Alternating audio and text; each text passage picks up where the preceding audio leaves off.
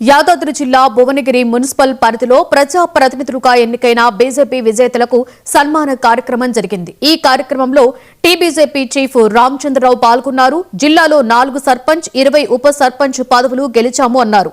గ్రామీణ ప్రాంతాలలో బీజేపీ పుంజుకుంటుందని అన్నారు.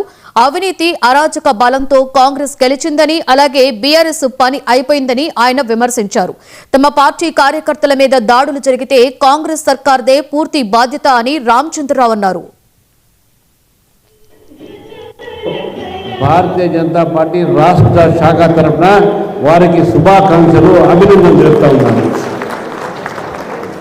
ఈరోజు రాష్ట్ర వ్యాప్తంగా కూడా దాదాపు 12,000 గ్రామ పంచాయతీలో 10,000 గ్రామ పంచాయతీకు ఎన్నికలు జరిగినాయి.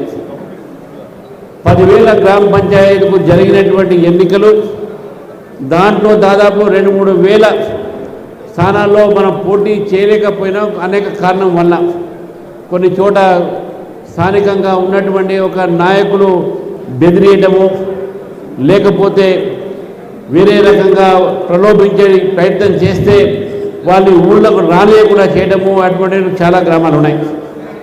ఇంతకుముందే అశోక్ చెప్పాడు, ఈ యొక్క జిల్లాలో కూడా మనం అన్ని పూర్తిగా చేయలేకపోయినాం, కానీ చేసిన చోట మంచి ఫలితాలు వచ్చినాయి. వార్డు మెంబర్లు, ఉప సర్పంచ్లు, సర్పంచ్లు గెలుచుకున్నాం.